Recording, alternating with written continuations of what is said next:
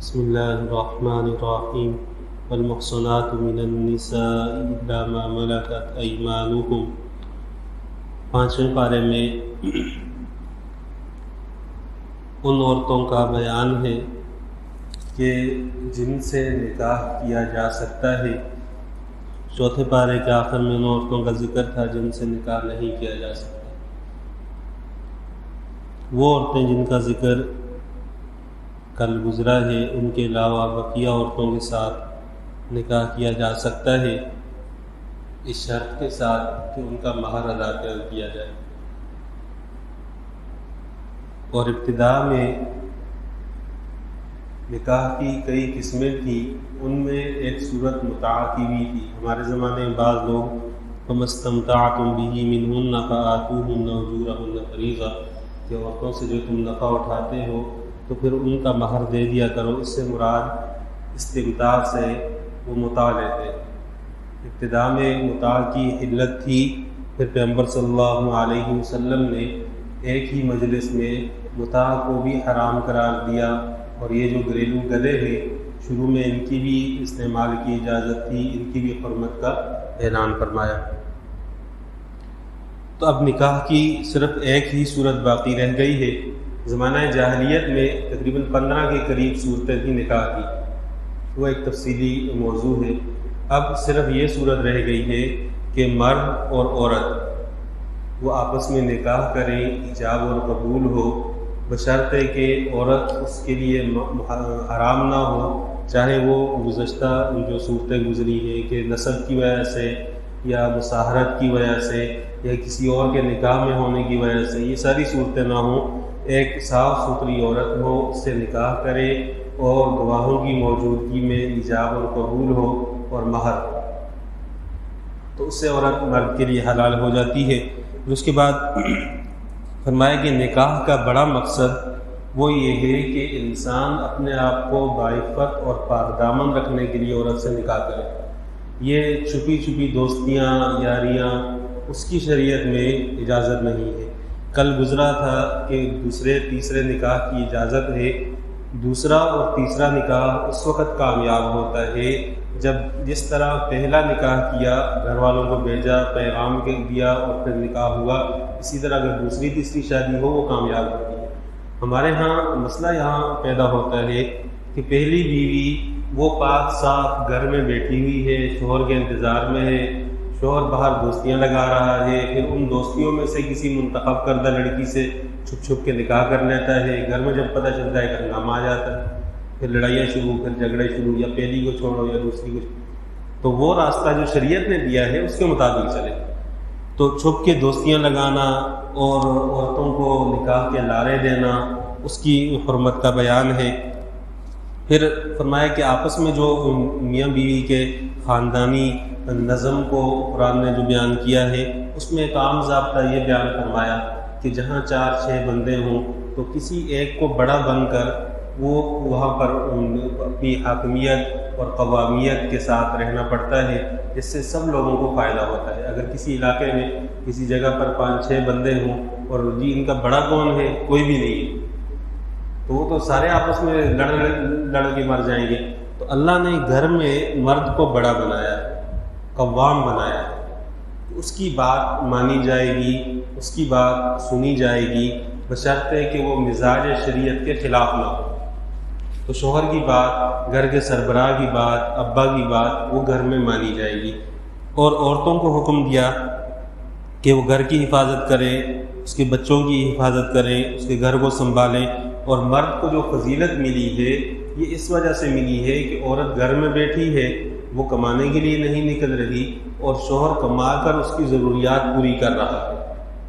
عورت کا نان نفقہ جو شوہر کے ذمہ لازم ہے، اس کی وجہ حبس ہے، تو عورت نے اپنے آپ کو کمانے سے روکا ہوا ہے۔ تو اصل ذمہ داری کمانے کی وہ مرد پر ہے، عورت پر نہیں۔ عورت اگر باہر نکلتی ہے، جیسے پڑھانے کے لیے عورت کی ضرورت پیش آتی ہے کہ عورتوں کو پڑھانا ہے، تو عورت ہی پڑھائے گی، مرد تو نہیں پڑھائیں گے ان کو۔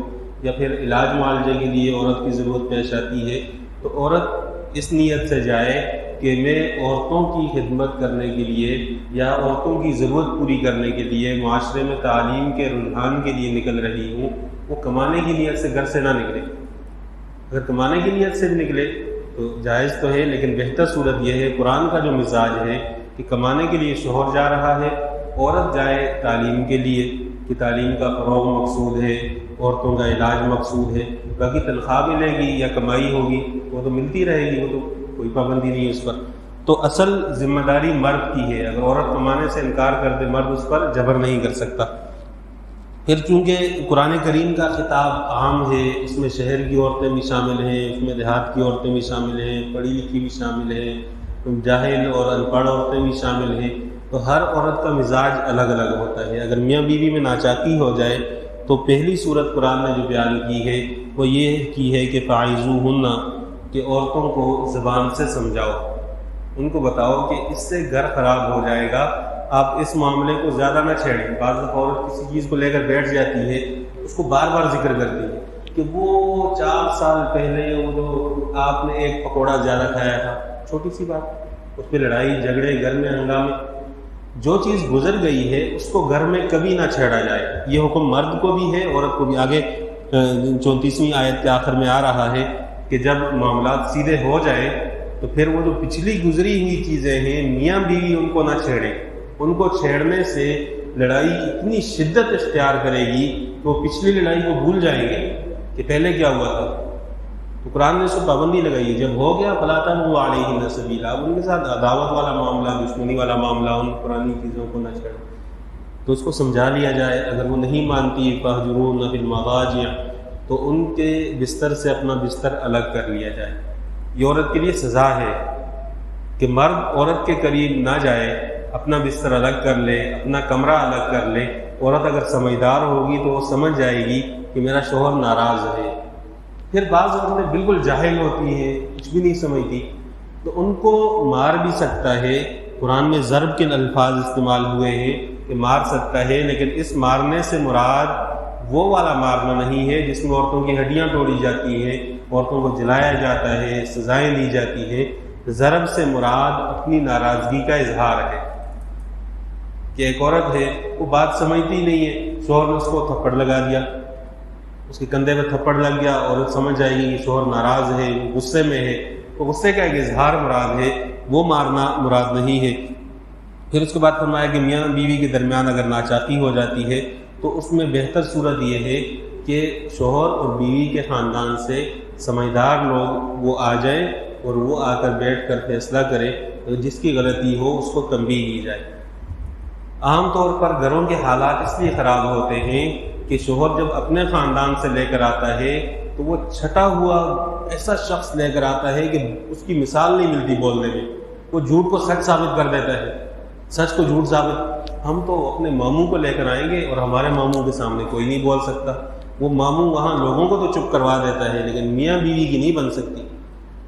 خاندان کے وہ لوگ لائے جائیں، فَبَعَثُوا حَكَمًا مِّنْ أَهْلِهِ وَحَكَمًا مِّنْ أَهْلِهَا، کہ وہ لوگ جو فیصلہ کرنے کی صلاحیت رکھتے ہوں، ان میں علم بھی ہو، تقوی بھی ہو، پرہیزگاری بھی ہو، وہ یہ سوچ کر بیٹھیں کہ ہم جو یہاں مرد یا عورت کے حق میں بات کریں گے کل اللہ کو جواب بھی دینا ہے، وہ لوگ لے کر آئیں۔ لڑنے کے لیے ایسے ڈھونڈ کر لاتے ہیں کہ وہ اس کو لے کر آئیں، نہیں وہ بول نہیں سکتا صحیح طرح، وہ فلاں آدمی کو لے کر آئیں گے، وہ صحیح چپ کرواتا ہے، وہ چپ تو کروا دے گا لیکن مقصد تو حل نہیں ہوگا، گھر کے معاملات تو ٹوٹے رہیں گے۔ پھر اس کے بعد فرمایا کہ شروع میں حکم یہ تھا کہ جب شراب کی حرمت نازل نہیں ہوئی تھی، آج جو آیات پڑھی ہیں ان میں شراب کی حرمت کا بیان آیا ہے، انشاءاللہ کل پرسوں درس میں آ جائے گا۔ شروع میں حکم یہ تھا کہ نشے کی حالت میں نماز نہ پڑھی جائے، اس سے نماز میں خرابی پیدا ہوتی ہے، بندہ بعض اوقات نشے میں کچھ کہہ دیتا ہے اور کلمات اس کے منہ سے پھسل جاتے ہیں۔ یہ ابتدا میں تھا جب شراب کی حرمت نازل نہیں ہوئی، پھر شراب کی حرمت نازل ہو گئی تو پھر قطعی طور پر اس کی مانیت آ گئی۔ پھر اس کے بعد جہاد کی طرف موضوع دوبارہ لوٹتا ہے اور اہل ایمان کو سمجھایا گیا ہے کہ ان لوگوں کا خیال کرو کہ جو دن رات وہ یہ رونا روتے ہیں کہ یا اللہ ہم ظالم لوگوں کے ہاتھوں میں پھنس گئے ہیں، آپ ہمارے نکالنے کے لیے کوئی انتظام کریں، کوئی اپنا دوست بھیجیں، کوئی مددگار بھیجیں جو آ کر ہمارے لیے نجات کا ذریعہ بنے۔ پھر دنیا میں دو طبقوں کا ذکر ہے، ایک طبقہ وہ ہے کہ جو ایمان والا ہے، ان کی لڑائی، ان کی کوشش، ان کی جد و جہد وہ اللہ کے لیے ہوتی ہے، اور ایک طبقہ وہ ہے جو اہل کفر میں سے ہے اور ان کی ساری محنت وہ طاغوت اور شیطان کے لیے ہوتی ہے۔ ان کے متعلق فرمایا کہ ان سے لڑتے رہو، ان کا زور توڑتے رہو، اور ان کا زور حقیقت میں ہوتا نہیں ہے، چاہے وہ سازشی اعتبار سے ہو یا پھر وہ میدان جہاد کے اعتبار سے ہو۔ پھر اس کے بعد قرآن کریم کے متعلق فرمایا کہ قرآن کریم میں لوگ غور کیوں نہیں کرتے کہ قرآن اللہ کی طرف سے نازل کردہ کتاب ہے، اور اس کتاب میں اللہ نے جو احکامات دیے ہیں وہ بالکل سیدھے سیدھے اور واضح ہیں، کسی اور کی طرف سے ہوتی تو اس میں کوئی اختلاف بھی ہوتا، کوئی جھگڑا ہوتا۔ پھر یہ مضمون بیان فرمایا کہ منافقین کے متعلق مسلمانوں کو دو گروہ ہو کر نہیں رہنا چاہیے۔ یہ بات ذہن میں رکھیں کہ ایک مومن ہے، ایک کافر ہے، درمیان میں جو منافق ہے اس کا رجحان کفر کی طرف ہے، ایمان والوں کی طرف کبھی بھی نہیں، یہ ہمیشہ ایمان والوں کو نقصان پہنچائے گا۔ پھر اس کے بعد قتل کے متعلق فرمایا کہ مومن شخص وہ کبھی بھی جان بوجھ کر قتل نہیں کر سکتا، اگر وہ قتل کر دے گا کسی کو حلال سمجھ کر، مسلمان کو حلال سمجھ کر قتل کرنا، اس سے انسان کافر ہو جاتا ہے اور ہمیشہ جہنم میں رہتا ہے۔ یہ مطلب ہے اس آیت کا۔ وَمَن يَقْتُلْ مُؤْمِنًا مُتَعَمِّدًا فَجَزَاؤُهُ جَهَنَّمُ خَالِدًا فِيهَا، کہ جان بوجھ کر جو مومن کو قتل کرے گا ہمیشہ جہنم میں رہے گا، کہ مومن کا قتل وہ حلال نہیں ہے۔ ہمارے زمانے میں یہ جو سیاسی طور پر، مذہبی طور پر لوگوں کو نشانہ بنایا جاتا ہے، ان کے احکامات اس آیت سے واضح ہوتے ہیں۔ پھر اس کے بعد فرمایا کہ ہجرت ایک بہت اہم حکم ہے شریعت کا، کہ جب بندہ یہ سمجھے کہ یہاں دین پر عمل کرنا اب ممکن نہیں ہے، علاقے کو چھوڑ دے، دوسری جگہ چلا جائے۔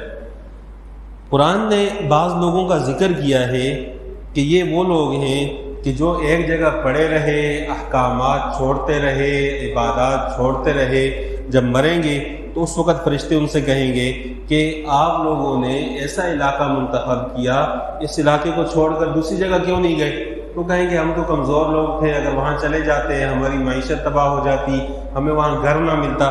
تو فرشتے کہیں گے لم تکن ارض اللہ واسعۃ فتہاجروا فیہا، اللہ کی اتنی بڑی زمین ہے، کہیں بھی چلے جاتے تو تمہیں گھر نہ ملتا، تمہیں معیشت کا نظام وہاں نہ ملتا۔ یہ بہانہ اللہ کے ہاں نہیں چلے گا، اللہ تعالیٰ کی طرف سے اس پر گرفت ہوگی۔ پھر اس کے بعد جہاد کے دوران صلاۃ الخوف کی مشروعیت کا ذکر ہے کہ جب صفیں لڑائی چل رہی ہو، نماز کا وقت ہو جائے تو اس وقت ایک طبقہ وہ ہے جو امام کے ساتھ نماز میں شریک ہو، اور ایک گروہ وہ ہے کہ جو امام کے ساتھ نماز میں تو شریک ہوگا لیکن وہ لڑائی لڑ سکتا ہے، ان کی نماز اس سے فاسد نہیں ہوگی۔ تو وہ طبقہ جو پہلی رکعت میں شریک ہے، یہ پہلی رکعت پڑھ کے وہاں چلا جائے، اس میں قبلے سے بھی منہ پھر جائے گا، حرکتیں بھی ہوں گی، اسلحہ اٹھایا جائے گا، رکھا جائے گا، لیکن صلاۃ الخوف میں یہ ساری چیزیں یہ جائز ہیں، اس سے نماز نہیں ٹوٹتی۔ صرف یہ جہاد کے وقت اس کی مشروعیت ہے جب خوف کی حالت ہو اور جماعت نکل جانے کا، نماز نکل جانے کا اندیشہ ہو۔ اس سے یہ بھی پتہ چلتا ہے کہ نماز کی کتنی تاکید ہے، کہ جب موت سر پہ ہو تو اس وقت بھی نماز چھوڑنے کی گنجائش نہیں دی قرآن نے، اور اس کا طریقہ سمجھا دیا ہے کہ صلاۃ الخوف کا طریقہ یہ ہے۔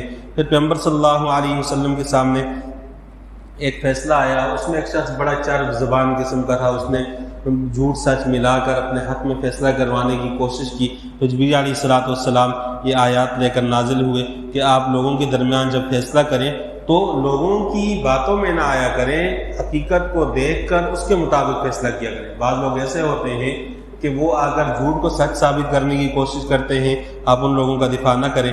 پھر اس کے بعد قرآن کریم نے شرک کی شدید الفاظ میں مذمت کی ہے کہ اللہ تعالیٰ باقی گناہوں کو تو چاہیں تو معاف کر دیں گے، لیکن شرک اگر توبہ کیے بغیر بندہ مر گیا تو اللہ تعالیٰ شرک کو معاف نہیں فرمائیں گے۔ پھر اس کے بعد شیطان کے متعلق فرمایا کہ شیطان نے اللہ تعالیٰ کے سامنے اس بات کا عہد اور اقرار کیا کہ میں مخلوق کو گمراہ کروں گا، اور ایسا گمراہ کروں گا کہ یہ تیری خلق کو بھی تبدیل کریں گے، جس طرح ان کو پیدا کیا گیا ہے یہ اس کیفیت سے اپنے آپ کو نکالنے کی کوشش کریں گے۔ پھر اس کے بعد میاں بیوی کے دوبارہ احوال کا ذکر ہے کہ اگر ان کے درمیان ناچاپی ہو جائے تو سب سے بہتر صورت وہ صلح کی ہے، والصلح خیر، میاں بیوی کے درمیان صلح سب سے بہتر ہے، اس سے دونوں گھر جڑ جائیں گے، آپس میں معاملات ان کے ٹھیک رہیں گے۔ پھر اس کے بعد آخر پارے میں اس مضمون کو سمجھایا گیا ہے کہ وہ لوگ جو اللہ تعالیٰ کے ساتھ دھوکہ کرنے کی کوشش کرتے ہیں کہ بظاہر تو ایمان ہے لیکن وہ ایمان مادیت کے لیے ہے، اللہ تعالیٰ ایسے لوگوں کو سزا کے طور پر جہنم کے سب سے نچلے طبقے میں ڈالے گا۔ پھر آخر میں پارے کے آخر میں فرمایا کہ دنیا میں جو لوگ بستے ہیں اللہ تعالیٰ ان کو آخرت میں یا دنیا میں سزا کیوں دے گا؟ اس سے اللہ کو کوئی فائدہ ہے؟ اللہ کی حکومت بڑھ جائے گی؟ اللہ کو کوئی بہت بڑا اقتدار مل جائے گا؟ ایسا کچھ بھی نہیں ہے۔ بندوں کے ذمہ یہ ہے کہ وہ ایمان لائیں اور اللہ کی مان کر چلیں، اور جو نعمتیں ہیں ان پر شکر ادا کرتے ہیں، اور یہ شکر ادا مسلسل ہو۔